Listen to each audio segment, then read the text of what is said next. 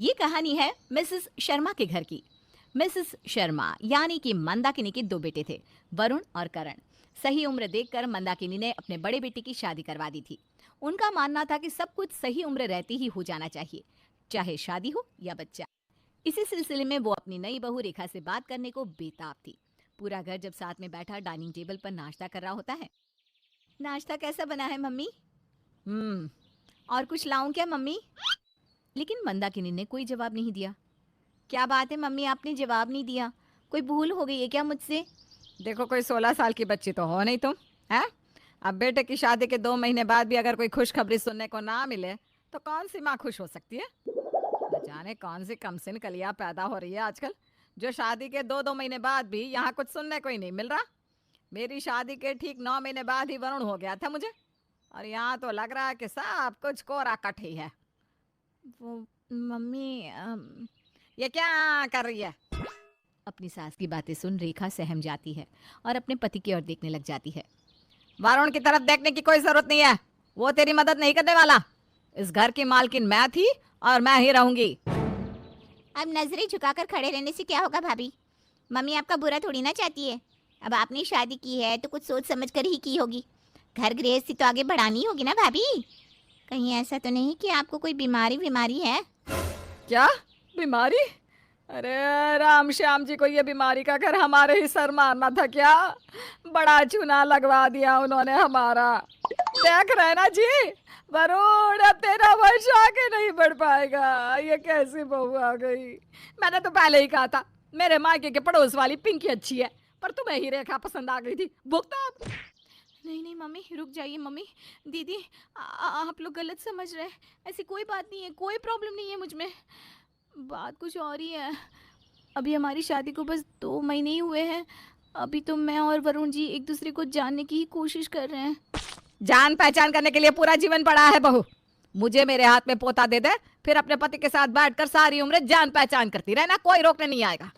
बड़े आए जान पहचान करने वाले, ये सब ना आजकल के चोचले हैं, चोचले।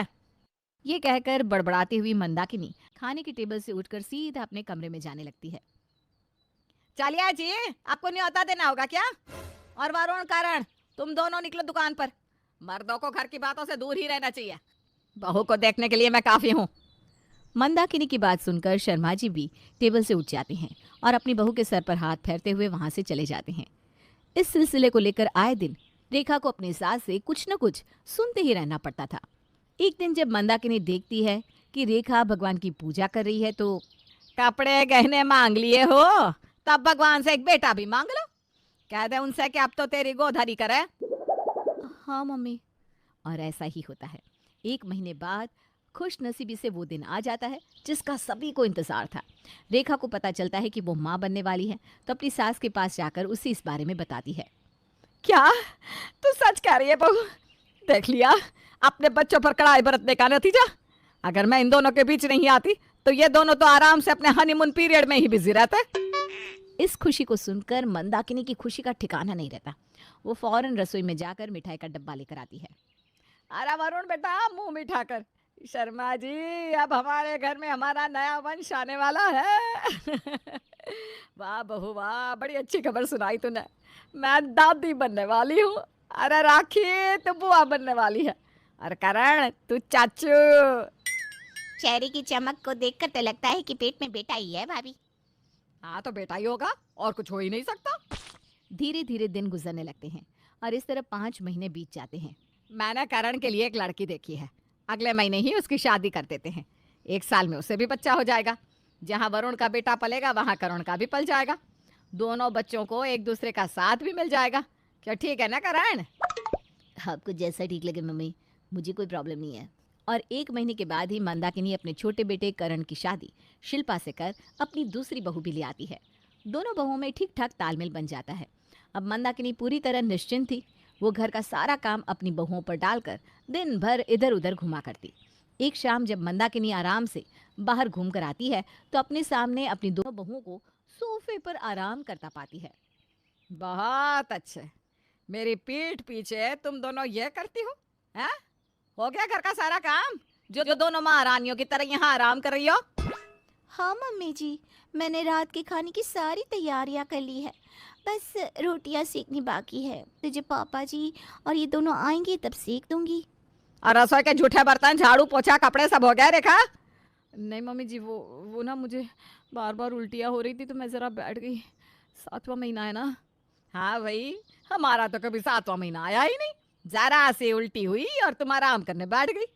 अरे इस तरह आराम करोगी तो कैसे स्वस्थ बच्चे को जन्म दोगी? जब वरुण मेरे पेट में था ना, तब तो हमारी जॉइंट फैमिली थी। उस वक्त तो ये मिक्सचर गैस कुछ भी नहीं था। मैं तो घर के कपड़े धो रही थी और मुझे दर्द उठाया, फौरन मुझे हॉस्पिटल ले जाया गया और बस 2 मिनट में मैंने तेरे पति को जन्म दे दिया। ये भी नहीं कि आज की लड़कियों की तरह वहीं हॉस्पिटल में आराम करती रहती मैं। अरे ना, फौरन अपना बच्चा उठाया और घर आकर फिर से काम में लग गई। तेरी तरह मैंने आराम किया होता तो कैसे 2-2 बच्चों को पालती। जितना काम करेगी उतना ही अच्छा है। प्रेगनेंसी की हालत में भी बेचारी रेखा को ज़रा भी आराम करने का मौका नहीं मिलता। इसी तरह और 1 महीना पार हो जाता है और रेखा को दर्द उठाता है। वरुण फौरन दुकान से आकर रेखा को हॉस्पिटल लेकर जाता है। सभी ऑपरेशन थिएटर के बाहर रेखा की डिलीवरी होने का इंतजार कर रहे थे। बस अब पोते का मुंह देख लूं, और कुछ नहीं चाहिए मुझे। और उसी वक्त ऑपरेशन थिएटर के बाहर डॉक्टर साहब आकर कहते हैं, कांग्रेचुलेशंस, बेबी गर्ल है। क्या? लक्ष्मी जी पधारी है आपके घर। मंदाकिनी के सारे सपने मानो एक ही पल में टूट जाते हैं। मंदाकिनी बिना अपनी पोती से मिले सीधा घर लौट आती है। मेरे घर लक्ष्मी आई है, मैं अंदर जा रहा हूँ। मुझसे तो वेट ही नहीं हो रहा रेखा कैसी होगी। ये बहुत ही खूबसूरत पल होता है बेटा। अपने बच्चे को अपने हाथ में उठाकर लगता है कि जैसे पूरी दुनिया समा गई हाथ में। कल की बात थी जब मैंने रेखा को अपने हाथों में उठाया था, और आज देखो रेखा की बच्ची को अपने हाथों में उठाऊंगा। रेखा के बच्चे होने की खुशी में उसके मायके वाले बड़े खुश थे। सभी एक एक कर बच्चे को अपने हाथ में उठाकर रेखा को बधाइयाँ दे रहे थे। ले राखी, तू तो बुआ बन गई। हॉस्पिटल की सारी फॉर्मेलिटी पूरी कर रेखा अपने घर जाती है। न जाने सबने क्या सरप्राइज प्लान किया होगा। शिल्पा, तुम वीडियो बनाती रहना। मेरी बेटी का पहला गृह प्रवेश है उसके घर में। जब वो बड़ी होगी ना तो ये सब देखकर बड़ी खुश होगी। जैसे ही रेखा अपने ससुराल पहुंचती है, उसकी सास उसके हाथ में लड्डू गोपाल की एक मूर्ति पकड़ाते हुए कहती है, अब फौरन मुझे पोते की खुशी दे दे बहू। इस बार पोता ही। जा अपने कमरे में बच्चे को दूध पिला दे, और फिर दोपहर के खाने की तैयारी भी तो करनी है। कहाँ रेखा ने सोचा था कि उसकी बच्ची का भव्य स्वागत होगा, पर यहाँ तो उसके होने की खुशी भी नहीं थी किसी को। उल्टा उसकी सास फिर से एक पोते की उम्मीद में बैठी थी। इसी तरह 1 महीना बीत जाता है। रेखा को उसकी फ्रेंड का फोन आता है। तुझे इतनी प्यारी बेटी हुई है और तूने मुझे बताया भी नहीं। अच्छा हाँ, अभी तो तू 1 महीने के रेस्ट पर होगी ना। वैसे तुम लोग बच्चा होने की पार्टी कब थ्रो कर रहे हो? नेहा, अब वो मेरी बच्ची उठ गई है, मैं तुझे बाद में कॉल करती हूँ। हाँ। अपनी सहेली की बात सुनकर रेखा का मन टूट जाता है। किसी को मेरी गुड़िया से कोई मोह ही नहीं है। बच्ची के होने पर किसी ने पार्टी करने की भी नहीं सोची। कहानी के पिछले पार्ट में हमने देखा कि शर्मा जी की पत्नी मंदाकिनी बड़े ही कड़े स्वभाव की महिला थी। उसे किसी चीज़ से प्रेम था तो अपने पोते से। उसे अपने कुलदीपक की बड़ी लालसा थी और उसी पोते के लालच में उसने अपने बड़े बेटे वरुण की शादी रेखा से करवा दी। वो आए दिन अपनी बहू पर पोते का चेहरा दिखा देने का दबाव डालती रहती। और कुछ दिन बाद ऐसा होता है, रेखा सभी को बताती है कि वो माँ बनने वाली है, पर इसके बाद भी उसके साथ उसके ससुराल वालों का बर्ताव कुछ ज़्यादा बदलता नहीं। उसे गर्भवती हालत में भी घर का सारा काम करना पड़ता था। इसी बीच मंदाकिनी अपने दूसरे बेटे की शादी करवा देती है। कुछ दिन बाद रेखा एक छोटी सी गुड़िया को जन्म देती है, जिसे देखते ही मंदाकिनी के चेहरे का रंग उड़ जाता है। उस बच्ची के जन्म पर कोई खुशियाँ नहीं मनाई जाती, कोई मिठाई नहीं बांटी जाती, कोई बधाइयाँ नहीं दी जाती।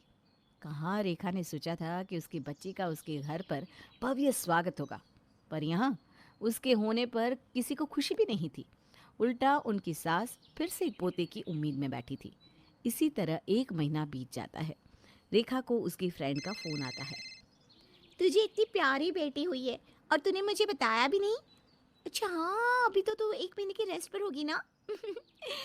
तो तुम लोग बच्चा होने की पार्टी कब थ्रो कर रहे हो? अब वो ना मेरी बच्ची उठ गई है, मैं तुझे बाद में कॉल करती हूँ। हाँ। अपनी सहेली की बात सुनकर रेखा का मन टूट जाता है। किसी को मेरी गुड़िया से कोई मोह ही नहीं है। बच्चे के होने पर किसी ने पार्टी करने की भी नहीं सोची। आज गुड़िया को जन्म में 1 महीना हो गया, कम से कम एक केक तो कटवाना चाहिए था मम्मी को। तभी रेखा को एक आवाज़ सुनाई देती है। दादी नहीं तो नानी सही। तुम जियो हजारों साल, साल के दिन हो 50,000। रेखा देखती है कि उसके मायके वाले उसकी गुड़िया के लिए बहुत सारे गिफ्ट्स और केक लेकर आए हैं, जिसे देखकर उसकी आंखों में आंसू आ जाते हैं। जब तू पैदा हुई थी ना, तेरे पापा ने पूरे गांव में मिठाई बंटवाई थी। फिर अब तो ये नाना बने हैं, कैसे पीछे रहते। हमारे घर पर हमने एक पार्टी रखी है गुड़िया की 1 मंथ बर्थडे की खुशी में। तेरी सभी सहेलियों को इनवाइट कर दिया है, और तुझे किसी और को बुलाना है तो बुला लेना। तब तक मैं समधन जी और समधी जी को भी न्योता दे आती हूँ। देख गुड़िया, अब तू उदास मत होना। तेरे दादा दादी ने तेरे बर्थडे पर पार्टी नहीं दी तो क्या हुआ, नाना नानी दे रहे हैं ना। हाँ, नाना नानी पार्टी दे रहे हैं। रेखा के मायके में हो रही पार्टी में सभी बड़े दुखी मन से पहुंचते हैं और पार्टी शुरू होने से पहले ही शिल्पा के पेट में जोरों का दर्द होने लगता है। वो लगातार उल्टी कर रही थी। सोनिया जी, लगता है शिल्पा पेट से है। जो आग लगनी थी वो तो लग गई। रेखा को तो बेटी हो चुकी है, अब शिल्पा पर ध्यान दीजिए। अब यही हमें पोता दे सकती है। मम्मी पता नहीं शिल्पा को क्या हो गया है, वो लगातार उल्टियाँ करती जा रही है। मैं उसे लेकर घर जा रहा हूँ। अरे तो हम कौन सा यहाँ रहना चाहते हैं, हम भी तेरे साथ ही घर चलते हैं। अच्छा हुआ इस बहाने पार्टी से निकलने का बहाना मिल गया। प्रोग्राम स्टार्ट होने के पहले ही रेखा के ससुराल वाले वहां से चले जाते हैं। सभी शिल्पा को लेकर डॉक्टर के पास जाते हैं, जहां उन्हें पता चलता है कि शिल्पा मां बनने वाली है। इस बार डर से मंदाकिनी शिल्पा से कोई काम नहीं करवाती। उसे डर था कि कहीं शिल्पा के बच्चे को कुछ हो ना जाए, क्योंकि यही बच्चा उसकी आखिरी उम्मीद जो था। मंदाकिनी सारे घर का काम अकेले रेखा पर डाल देती। रेखा को एक हाथ से अपनी गुड़िया को संभालना पड़ता है और दूसरे हाथ से पूरे घर को। ऐसे ही एक दिन रेखा अपनी बच्ची को हॉल में सोफे पर अपनी सास के बगल में सुलाकर रसोई में काम कर रही होती है। वो जैसे ही बाहर आती है तो देखती है कि उसकी बच्ची करवट बदलती हुई नीचे गिरने वाली है, और वहां बैठी मंदाकिनी को तो कोई फर्क ही नहीं पड़ रहा था, मानो वो यही चाहती हो। गुड़िया, ये सब क्या है मम्मी जी? माना आपको मेरी बेटी से जरा सा भी मोह नहीं है, लेकिन क्या आप में इंसानियत भी नहीं रही? मैं उसे आपके भरोसे छोड़कर रसोई में गई थी ना, और अगर अभी मेरी बच्ची सोफे से गिर जाती, उसे कुछ हो जाता तो। बच्चा तो तुमने खुद पैदा किया है ना बहू, तो खुद संभालो उसे। अरे जरा सी चोट से ये मर थोड़ी ना जाती। बच्चे हैं, गिरेंगे उठेंगे, चोट तो लगेगी ही। ऐसे ही तो बच्चे बड़े होते हैं। रेखा की बेटी के साथ मंदाकिनी जानवर सा सुलूक करती है। मंदाकिनी तो मंदाकिनी, वरुण को भी अपनी बच्ची से ज्यादा प्यार नहीं था। वो वही करता जो उसकी माँ कहती। धीरे धीरे दिन बीतते जाते हैं। इसी तरह 9 महीने पूरे हो जाते हैं और शिल्पा के पेट में दर्द उठ जाता है। सभी उसे अस्पताल लेकर जाते हैं, जहां वो एक लड़के को जन्म देती है। फिर क्या था, सभी मंदाकिनी का वो रूप देखते हैं जो किसी ने आज तक नहीं देखा था। डॉक्टर साहब, क्या खुशी की खबर सुनाई आपने। आज से अस्पताल के सारे कर्मचारियों को मैं मिठाई बांटूंगी। और सुन करण, शहर के बेस्ट कैटरर को बुक करके सबसे बड़े रिसोर्ट में मेरे पोते के जन्म की पार्टी होनी चाहिए। सबको पता चलना चाहिए कि शर्मा परिवार का वंश आ गया है। मंदाकिनी इतनी बड़ी पार्टी अपने पोते के जन्म पर रखवाती है, जिसे देखते ही लोगों की आंखें फटी की फटी रह जाती है। और इसी फंक्शन में रेखा की फ्रेंड नेहा भी पहुंचती है। तेरी बेटी के जन्म पर तो तेरे ससुराल वालों ने कोई पार्टी नहीं दी थी, और बेटी के जन्म पर इतना बड़ा उत्सव। आज के जमाने में भी इतना ज्यादा भेदभाव, ये सब गलत है रेखा। तुझे अपनी बच्ची के लिए लड़ना चाहिए। ऐसे तो ये लोग तेरी बेटी की 16 साल में शादी भी करवा देंगे, तब क्या करेगी तू? ऐसे ही चुप रहेगी? तभी शर्मा जी स्टेज पर चढ़कर एक अनाउंसमेंट करते हैं। अब हमारी उम्र हो गई है। मैं तो हमेशा से ही अपनी जिम्मेदारियों से मुक्त होना चाहता था, तो आज अपने पोते के जन्म की पार्टी पर मैं एक अनाउंसमेंट करना चाहता हूँ।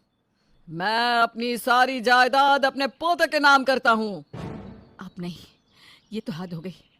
वरुण जी भी पापा जी के साथ स्टेज पर खड़े होकर इस बात की खुशी मना रहे हैं, किसी को कोई परवाह ही नहीं। नेहा, मुझे लड़ना है अपनी बच्ची के लिए, बता मैं क्या करूं?